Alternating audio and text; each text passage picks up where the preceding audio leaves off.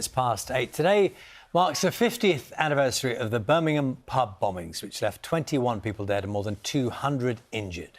Survivors and relatives are using the occasion to urge the government to hold a public inquiry into what remains Britain's biggest unsolved mass murder. Our Midlands correspondent Phil Mackey reports.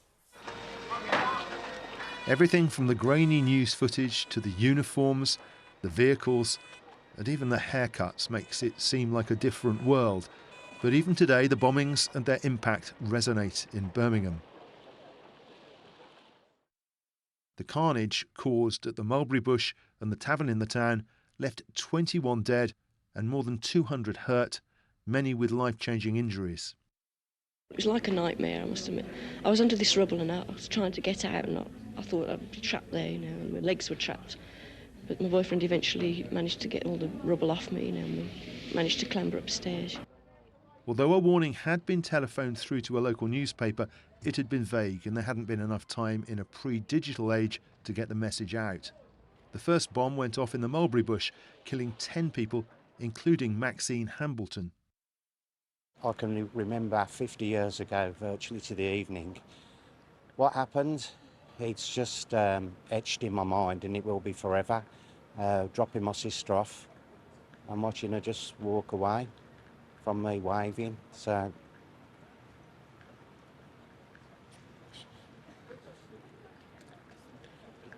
a few minutes later, a second bomb exploded at the tavern in the town. Another 11 lost their lives. I had one thought, which was to get out. Robin Tighe survived. I could hear screams, I could see what I know is probably residue of the bomb. It was like a war movie in my head. All the beams were crisscrossed. For years, they thought the bombers had been caught. 6 men were sent to jail in 1975, but they were wrongfully imprisoned, and in 1991 their convictions were quashed. What are thought to be the names of the real bombers have been circulating ever since, but no new arrests have ever been made. I recognise the symbolic nature of the anniversary, 50 years on from the events of that night, and the pain and the loss that's been felt by victims, the survivors and the family. I understand that we've added to that pain as a result of the inability to bring offenders to justice through the failed investigations. And so that's something that we absolutely understand and we regret. There'll be 2 services to commemorate the 50th anniversary of the bombings, one in the cathedral and one here at the memorial to the 21 victims who died. They'll be hoping for better weather. And people will be travelling from all over the world to get here, from as far afield as the United States and even from Australia. Brian Hambleton and his sister Julie now lead the campaign group Justice for the 21. After successfully getting inquests into their victims' deaths held, they now think the only way they'll ever find out exactly what happened is a public inquiry. The people who were there on the night, and the families of those who died, have never been able to forget what happened. I'm a survivor from that terrible night, and I know many were not so lucky. But it hasn't left me without scars, psychological scars, which have impeded my life at quite a few turns. I'm a survivor with scars. Well, we're joined now by Julie Hambleton, whose 18-year-old sister Maxine was one of the victims, and BBC journalist Michael Burke. A very good morning to you. Thanks for joining us on this occasion. Julie, what do you remember of Maxine? She was full of life. She was the epitome of what a big sister is. She was creative, intelligent, funny. She was a force of nature. She was like our mom, who's a force of nature. She was loving and kind. She'd make her own dresses because she got no money. And she was very forward-thinking. You know, she'd just returned from France that year, the year she was killed, because she was great picking in the Champagne vineyards with her friend Jane Davis, who was killed with her, to improve her French for her A-levels. She had, like so many of the young people, had their whole lives ahead of them, only to be extinguished in the blink of an eye. And for what? young and full of life. How does a family come back from that level of loss? You never come back from it. You live with it every single day. Every single day. We all live with that loss. There are 2 sons that are born in the aftermath of it, months afterwards, that never got to learn or know or hear the voice of their own fathers because they were killed. It is a horror and a trauma that you live with every single day. I don't know whoever said time heals, but I can tell you that it does not heal, it festers. And what does not help is the fact that we, as the families of the victims of those who were killed and the survivors and the Irish community across Birmingham, continue to suffer a continued fight for truth, justice and accountability. It is unbelievable to think that we as a country claim to have set the benchmark for the law and a democracy across the world when there's no one that appears in any government to have the backbone to endorse the very laws that they implement. That's why we are calling for a public inquiry. If they can give it to, quite rightly, if they can give it to, for instance, Mrs Finucane, where's ours? If they can give it to the Salisbury poisonings, where's ours? If they can give it to Grenfell, Manchester Arena bombing families, God bless them all. I didn't go out for a week when Manchester happened because I was too distressed, because we relive the trauma that those families are going to go through for the rest of their lives. And I'd like to send them and all those families and many more our heartfelt condolences. We truly know your pain and we're with you always.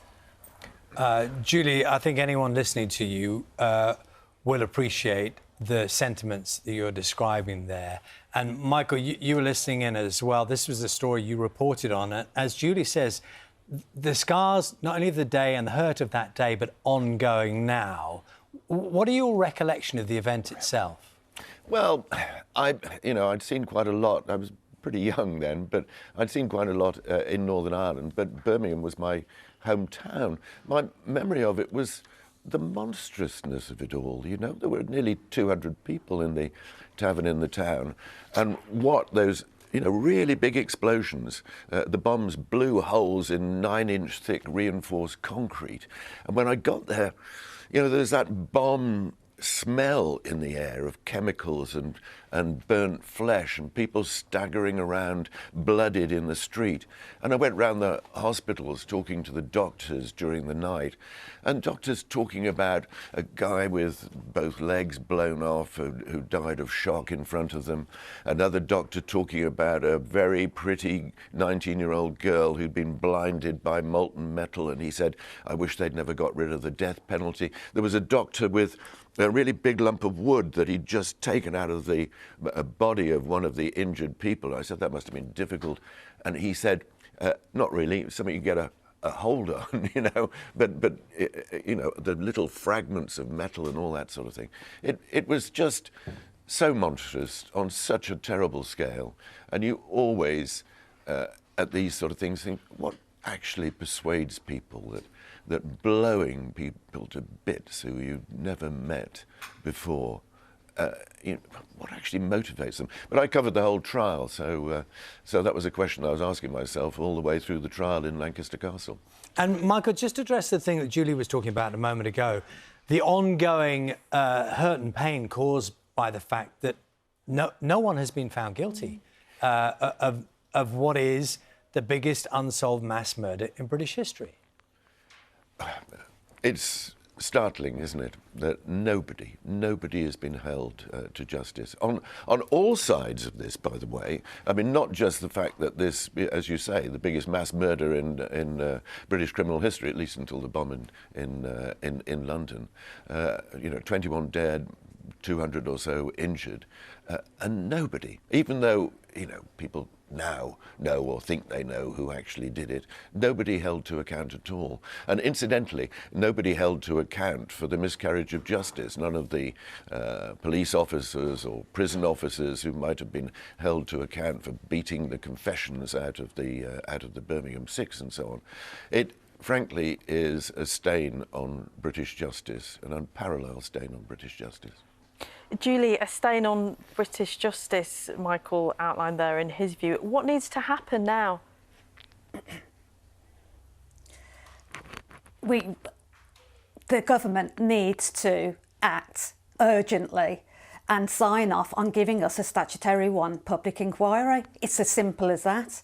A public inquiry can give us access to witnesses who are still alive, and also documentation that has been previously denied us. What I'd like to say, though, about today is about paying tribute to all those people who stood up to be counted that night, because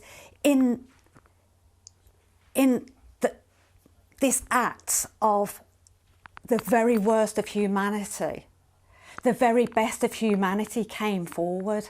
You had the firemen who went into buildings without any fear of their own safety, not knowing if there was another bomb that might explode, and went in because, as one fireman, I quoted him, he said it was like walking in to the bells of hell, but they went in.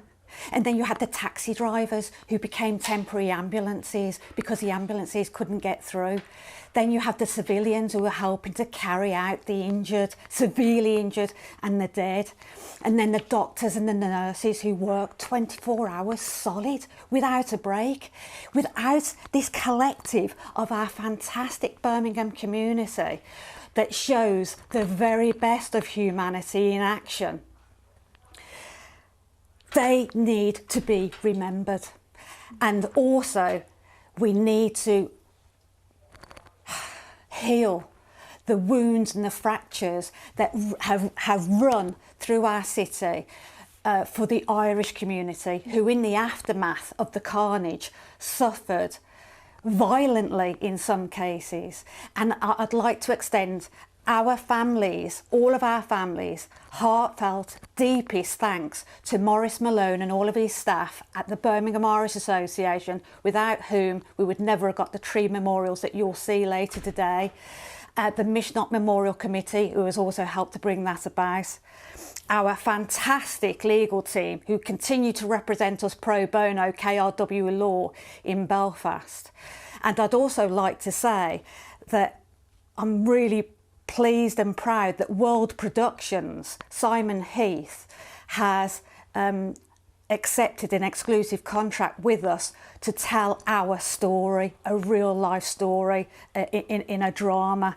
And last but not least, our incredible supporters, without whom we would not exist. There's Luddy, there's Gary, there's Dave, there's Ian, there's Glenn, there's Steve, there's Andrew, there's Dougie. These people, can I please just tell you that these people have done so much for us.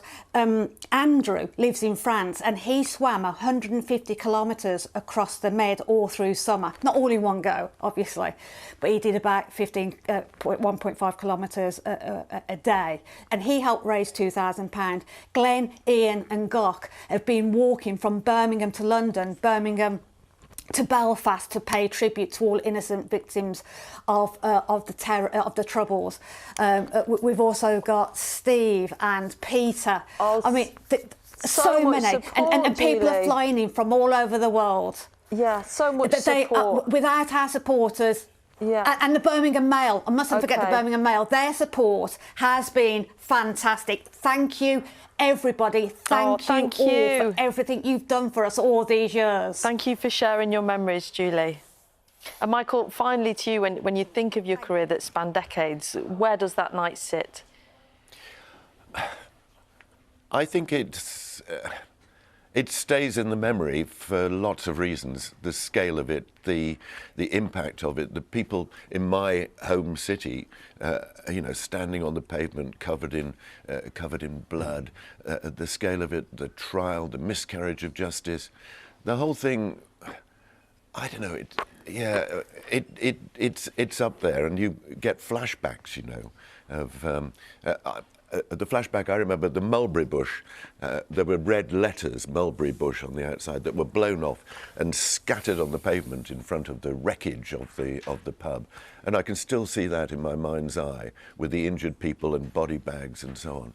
And yes, I suppose, your memory is a series of flashbacks, and that's right up at the top there.